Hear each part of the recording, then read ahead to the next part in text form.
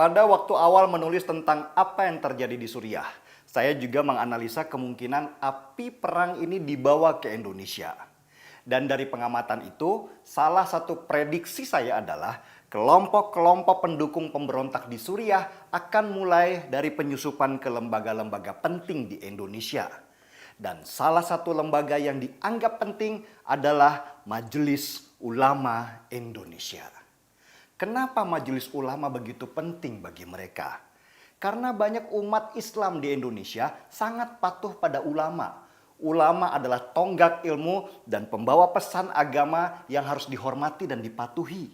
Dan di banyak kalangan umat Islam, perintah ulama tidak boleh dibantah, harus dijalankan tanpa banyak bertanya, karena ulama sudah pasti benar adanya. Ulama adalah pewaris Nabi. Begitu kata baginda Rasulullah SAW dalam sebuah hadis yang diyakini kesohihannya. Karena itu, penguasaan sebuah majelis yang berisi ulama di dalamnya menjadi sangat penting. Karena itu sama dengan penguasaan simbol-simbol umat. Pegang simbolnya, maka umat akan ikut kemanapun arah perginya. Dengan memegang simbol ulama, maka mereka juga akan memegang agama. Dan klaim-klaim ini akan digaungkan kemana-mana sehingga kita sering mendengar klaim mereka yang selalu mengatasnamakan kami umat Islam. Dengan penuh percaya diri bahkan ketika mereka melakukan pengerusakan. Dan begitulah yang terjadi di Suriah. Ulama-ulama yang pro pemberontak berkumpul menjadi satu dan menerbitkan fatwa bahwa Presiden Suriah Bashar al-Assad halal darahnya sehingga harus diturunkan dan dibunuh demi perubahan negara Suriah menjadi negara yang lebih Islami sesuai tafsir mereka. Bahkan ada seorang ulama besar Sunni yang membela pemerintah Suriah. Mereka bunuh dengan cara dibom saat sedang ceramah. Ulama besar itu bernama Syekh Ramadan Al-Buti yang ketika sedang memberikan pelajaran di sebuah masjid di Damaskus, beliau harus menemui ajalnya karena ada pembom bunuh diri yang juga menewaskan 42 orang lainnya. Kenapa Syekh Ramadan Al-Buti harus dibunuh oleh mereka? Supaya tidak ada yang bisa mengatasnamakan ulama selain kelompok-kelompok pemberontak itu. Dan mereka berhasil. Banyak umat muslim nanggung di Suriah yang akhirnya tanpa sadar membela pemberontak karena mereka ikut apa kata ulama. Padahal mereka sedang digiring ke arah kehancuran. Begitulah yang terjadi di Suriah sejak tahun 2011 sampai sekarang sehingga perang mereka pun tidak selesai-selesai. Tanpa banyak orang yang tahu, Majelis Ulama Indonesia juga disusupi oleh orang-orang yang menjadi pendukung berdirinya negara Islam di negeri ini. Bahkan menariknya, orang-orang ini punya jejak digital ketika mereka membela pemberontak Suriah dengan terang-terangan memproklamirkan negara baru Suriah dengan bendera barunya di Indonesia. Bahkan mereka mengutip donasi dari umat Islam di Indonesia untuk dikirim ke Suriah dengan bahasa mendukung rakyat Suriah. Padahal sejatinya mereka sedang membantu logistik para pemberontak di sana. Anda pasti kaget ketika saya membuka jejak beberapa orang di antaranya. Yang pertama, tentu saja Bahtiar Nasir. Orang ini sekarang menjabat wakil sekretaris di MUI. Bahtiar Nasir kita kenal dengan ideologi khilafahnya yang bahkan ketika demo 212 dia gaungkan pendirian negara khilafah dengan konsep revolusi di Indonesia. Bahtiar Nasir juga yang mengenalkan kencing onta sebagai minuman yang harus diminum umat Islam. Jejak digital Bahtiar Nasir terlihat waktu dia membawa bendera pemberontak Suriah.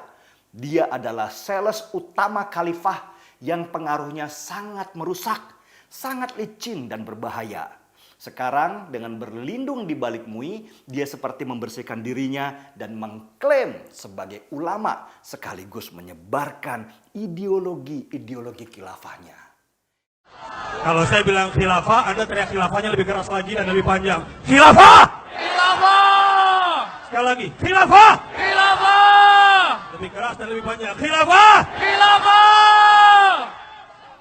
Yang kedua adalah Zaitun Rasmin yang duduk di MUI sebagai Wasekjen Bidang Hubungan Luar Negeri dan Kerjasama Internasional.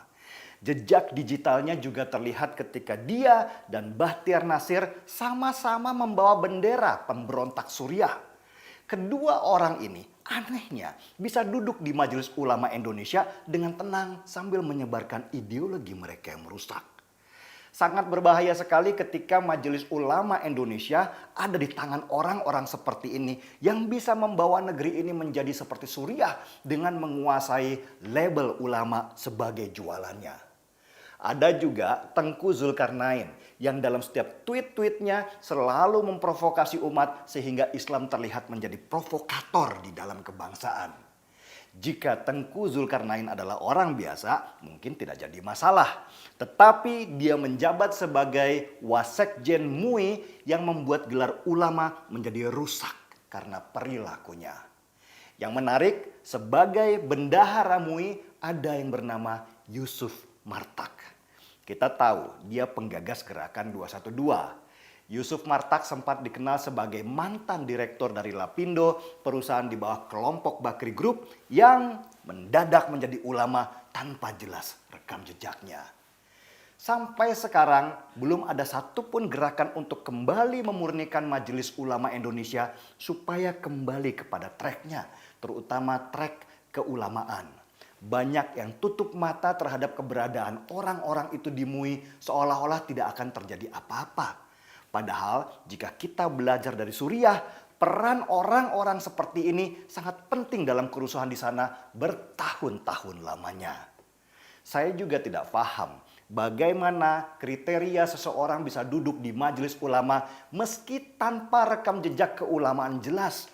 Seakan-akan ada invisible hands di dalam MUI sehingga mereka bisa merekrut orang-orang yang seideologi dengan mereka tanpa ada yang bisa menahan. Ideologi khilafah sekarang kembali digaungkan meski salah satu organisasi pentingnya seperti Hizbut Tahrir Indonesia sudah dibubarkan. Tapi orang-orang yang menyebarkan paham itu tidak pernah ditangkap meski jejak mereka terlihat bahwa mereka terus bergerak untuk membangun persepsi bahwa Indonesia harus menjadi negara agama. Bahkan mereka sering mengadakan ceramah dan punya channel YouTube judulnya Khilafah Channel. Saya juga nggak paham kenapa aparat kita seolah-olah membiarkan mereka dan tidak punya keberanian untuk menangkap mereka yang menyiarkan ideologi lain selain daripada ideologi Pancasila. Semoga ini menjadi PR besar pemerintah dan aparat untuk melakukan tindakan pencegahan sebelum negeri ini kelak terbakar karena paham salah yang mereka sebarkan. Dan di akhir video ini, saya harus mengapresiasi Kapolda Kalimantan Selatan yang sudah berani menangkap 2 guru honorer karena menyebarkan faham khilafah di sana. Apa yang dilakukan Polda Kalimantan Selatan seharusnya jadi acuan seluruh kepolisian Republik Indonesia untuk melakukan penangkapan yang sama kepada para pendukung khilafah sebelum mereka kelak menjadi besar. Para pendukung khilafah itu adalah duri dalam daging Indonesia, sama dengan pendukung komunis. Kalau mereka tidak dihentikan sekarang, kelak kita akan berhadapan dengan monster raksasa yang akan memakan kita semua. Seperti yang terjadi di Suriah. Saya seruput kopi dulu.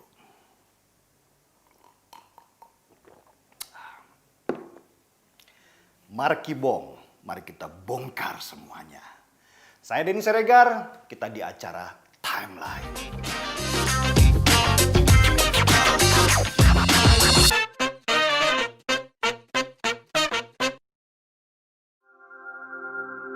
Tidak akan ada manis bila tak ada pahit. Manis bisa sangat membosankan bila kita tidak disuguhkan rasa yang lain. Begitu pula hidup. Kadang kita perlu menikmati kepahitan hidup. Hidup yang pahit biasa buat saya. Tinggal bagaimana menjadikannya inspirasi untuk terus melangkah maju. Di bumi Parayangan, saya belajar bahwa keramahan dan senyum yang merekah selalu bisa menyelamatkan kita dari pahitnya sebuah perjalanan. Di sini, di tanah Sunda, telah lama tumbuh komoditas yang dikenal dengan rasa pahitnya. Disinilah saya bisa merasakan nikmatnya rasa pahit. Dan ternyata dari rasa pahit yang tumbuh di tanah ini bisa memberi manisnya kehidupan. Di bumi Parayangan, tak cuma rasa, saya juga mendapat banyak kenangan.